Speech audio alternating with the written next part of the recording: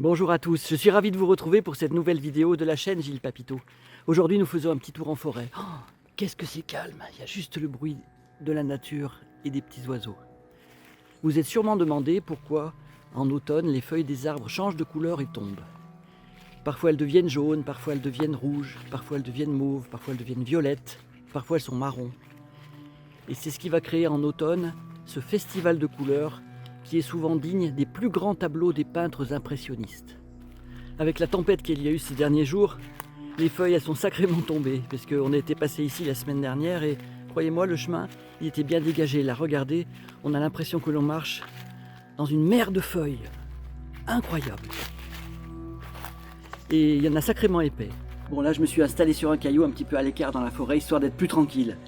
Quoique par ici en principe, il y a à peu près que moi qui viens.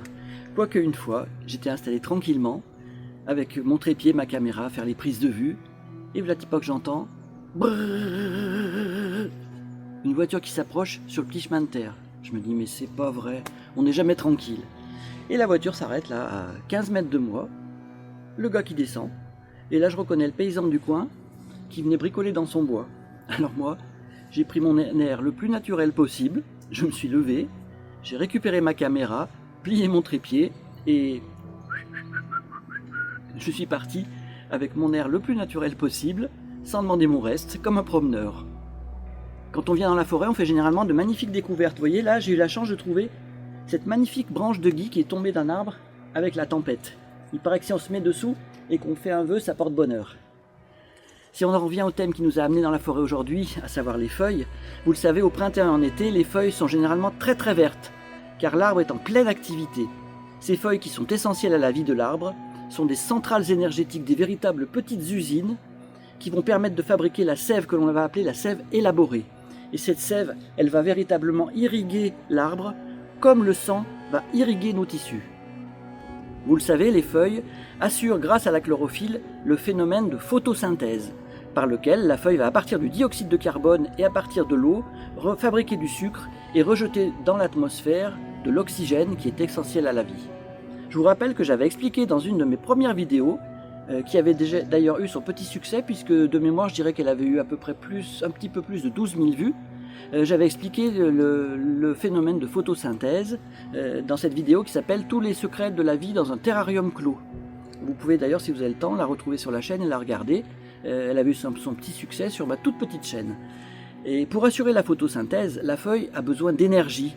Et cette énergie, elle est fournie par la lumière du soleil qui va être captée par la chlorophylle. Cette chlorophylle est verte.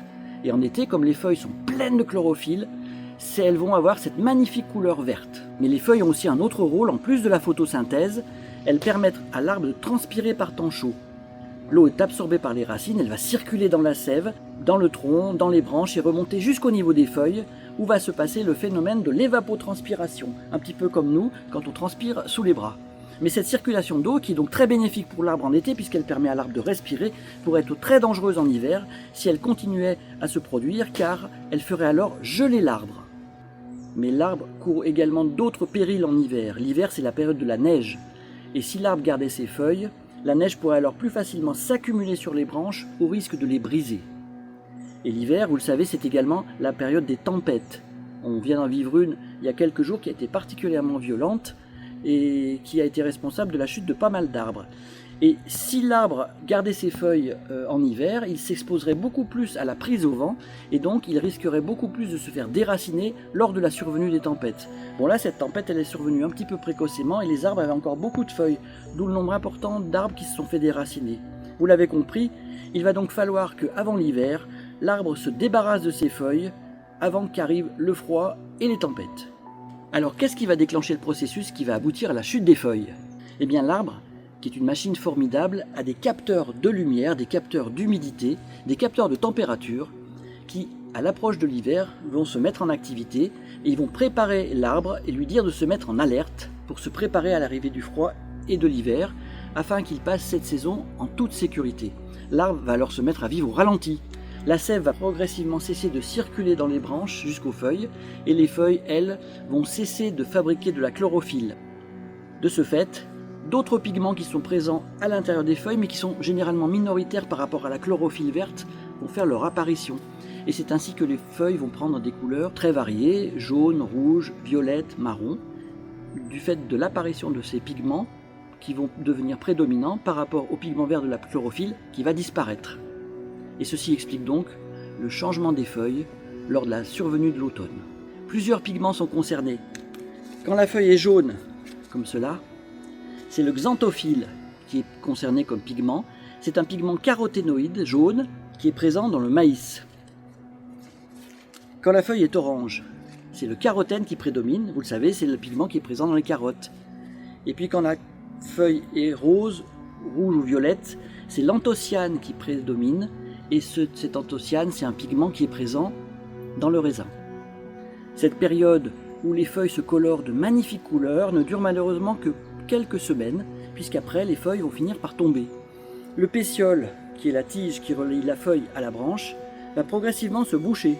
Un petit bouchon va se former ici, à la base du pétiole, ce qui fait que les nutriments ne vont plus circuler jusqu'à la feuille. Celle-ci va donc progressivement se dessécher et clac, elle va finir par tomber.